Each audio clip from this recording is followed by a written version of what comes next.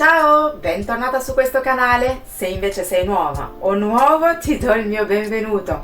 Sono Virginie, un interior designer e mi occupo di case che rappresentino al 100% chi deve viverle, dalla consulenza all'intero processo di ristrutturazione. In questo canale affronterò il tema casa, cercando di darti suggerimenti utili affinché tu possa avere la casa dei tuoi sogni, una casa che ti rappresenti nel profondo e dove ti sentirai sempre a tuo agio. Portare benessere in casa è essenziale per rendere questi ambienti luoghi felici in cui rifugiarsi e ricaricarsi. Sono molti i fattori che influenzano il comportamento umano e l'ambiente dove si vive, così quello in cui si lavora, sicuramente può influire sul nostro modo di agire. Se sull'ambiente in cui lavoriamo, a meno di non essere gli imprenditori o i proprietari, possiamo far poco, molto possiamo e dobbiamo fare per le nostre case. È necessario creare ambienti che ci rappresentino, ambienti in cui ci piaccia stare perché ci rendano felici. Vediamo quindi 5 aspetti fondamentali per portare benessere in casa. Prima di cominciare, se ami tutto quello che riguarda l'argomento casa, iscriviti al mio canale per avere altre informazioni su questo tema. Metti un bel like e partiamo!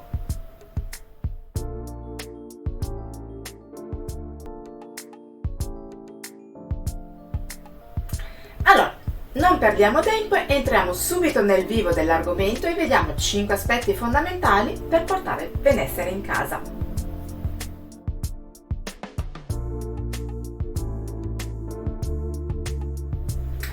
Quando decidi di progettare la tua casa o anche solo una stanza, per prima cosa devi avere bene a mente due cose: che attività svolgerai in quello spazio, che sensazioni ed emozioni vuoi provare quando sei lì. Può sembrare sciocco, ma è da questi due punti che sceglierai i vari arredi, il loro materiale, la loro distribuzione nella stanza e i colori da usare. Facciamo un esempio: il salotto. È senza dubbio un posto dove si vuole stare tranquilli e rilassarsi, ma è anche un posto dove possiamo incontrare gli amici senza troppe formalità.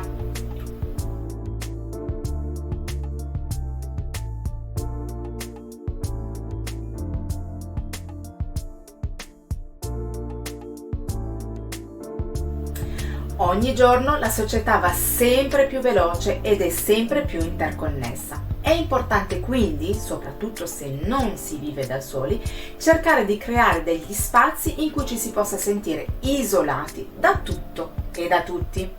Questo vale sia per prendersi un momento per se stessi, sia per potersi dedicare a qualunque attività come lavoro o studio senza essere disturbati e senza troppe distrazioni. Per questo motivo, multifunzionalità degli ambienti e separazioni acustiche tra le varie stanze saranno sempre più rilevanti. Inoltre, per riprendere il primo punto, sarà importante arredare in maniera funzionale ogni ambiente in modo da potersi muovere con fluidità e gestire le varie occupazioni facilmente.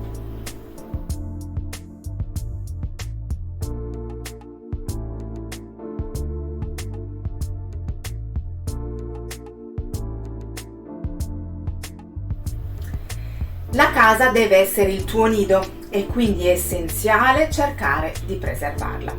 Per questo motivo è importante scegliere mobili e materiali di qualità che durino nel tempo. Oltre alla durevolezza dei materiali, sarà molto importante anche conoscere la loro provenienza e l'eventuale dannosità. Pitture e tessuti in particolare potrebbero avere tossine dannose che rilasciano nell'aria. Questo aspetto è considerevole per la tua salute e decisamente non è un aspetto da sottovalutare.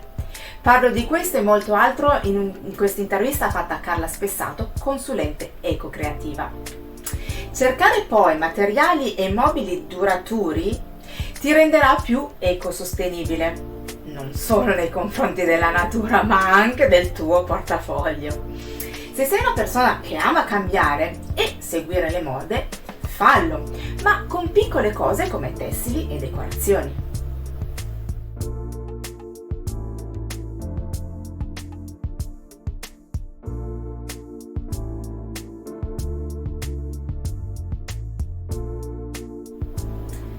Scommetto che quando hai la possibilità di immergerti in mezzo alla natura ti senti bene e rilassata. Ecco quindi che portare la natura in casa è indispensabile per poter ricreare quelle sensazioni. Piante e fiori apportano profumi e texture e rendono l'ambiente più confortevole perché ci riportano appunto alla natura. Ma come ormai sai, sono anche salutari perché molte di loro purificano l'aria.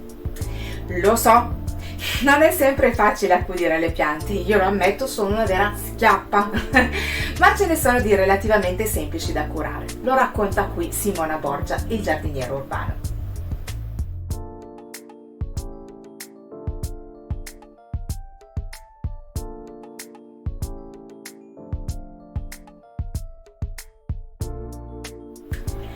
Potevo non parlare di colori parlando di benessere in casa?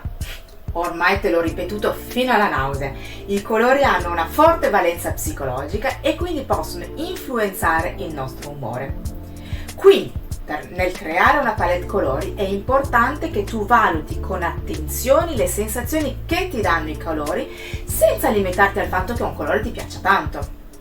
Fai una palette colori generali per l'intera casa, poi declinala nelle varie stanze per poter provare emozioni diverse. Adesso mi spiego. Ipotizziamo che nella tua palette colore ci siano il verde, d'altronde lo abbiamo visto settimana scorsa, è il nuovo trend per il 2022, e insieme al verde l'arancione.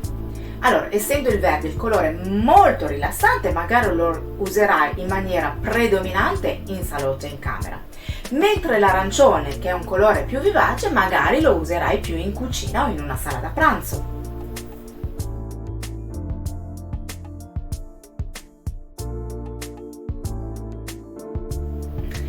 Spero che questo video ti sia stato utile, ma se hai dei dubbi non esitare a scriverlo nei commenti. Se poi vorrai condividerlo con qualcuno a cui pensi possa interessare l'argomento, ne sarò onorata e soprattutto mi aiuterai a far crescere il canale. Se poi il video ti è piaciuto, fammelo sapere con un bel like e se non lo hai ancora fatto ricordati di iscriverti al canale e di attivare la campanella, così non ti perderai i prossimi video. A presto! Ciao!